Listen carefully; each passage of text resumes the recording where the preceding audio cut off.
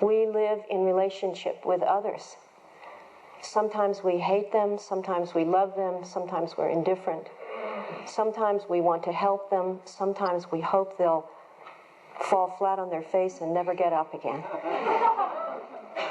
But the way we work with our relationships in our tent, whether it's a big tent or a little tent, the way we work with each other in the bathhouses, around the campfires, the way we work with each other, are we cultivating bodhicitta? Are we cultivating caring and loving for each other?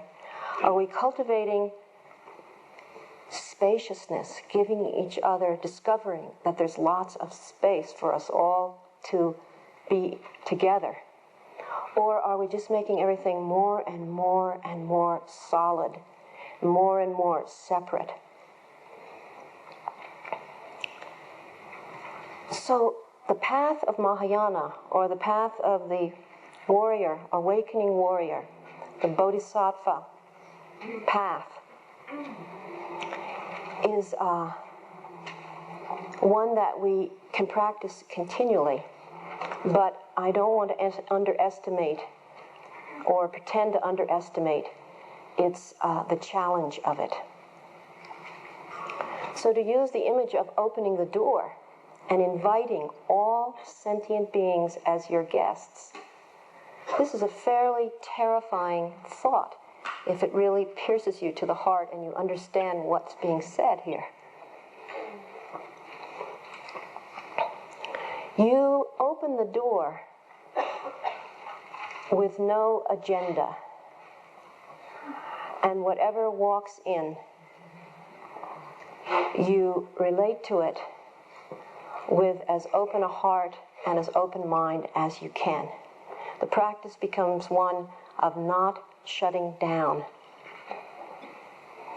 But the image of opening the door is a very useful one, because you can point out with this image that you have to realize that beginning to work with others, or the appreciation of others, is also increased practice or advanced practice of appreciation for yourself.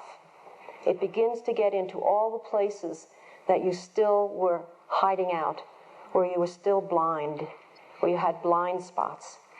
When you begin to work with others as a practice, a lot more gets revealed to you about where you don't want to open, where you want to stay in that room.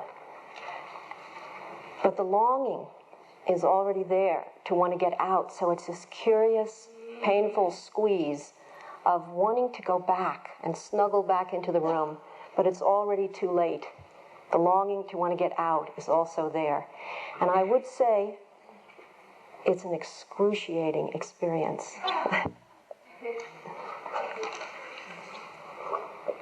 I remember once the Vidyadhara saying, we talk a lot about how painful it is to be in samsara, but we don't talk that much about how painful it is when you first start getting out of samsara.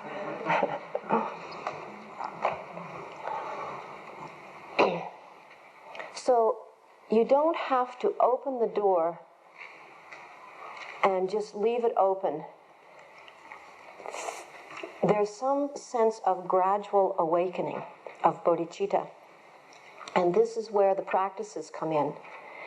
Fortunately, in this process of opening the door with no agenda, we have tools.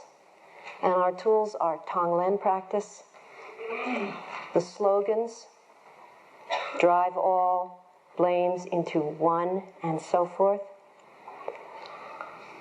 and the paramitas.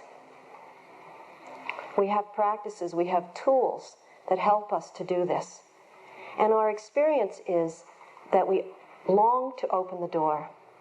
This is actually the aspiration for taking the Bodhisattva vow. You don't really know if you can do it, but you long to do it. So you long to open the door, and you do open the door, and maybe you can only leave it open for a few seconds. But that's okay. The process has begun. The sense of appreciating yourself has to continue to be one of gentleness and honesty. These qualities that begin with our shamatha and vipassana practices of bringing out our inherent qualities of gentleness and clear seeing develops further in the Mahayana. These actually are the qualities of bodhicitta. They're called prajna and compassion, or prajna and upaya, or shunyata and compassion. These pairs get at this combination of warm heart and sharp intellect.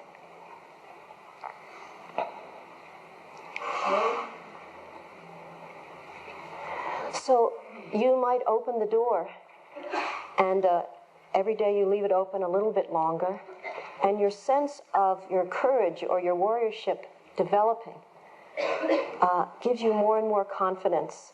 This is what it feels like, the awakening of bodhicitta, or the confidence, growing confidence in your own basic wisdom, your own basic intelligence and kindness or softness.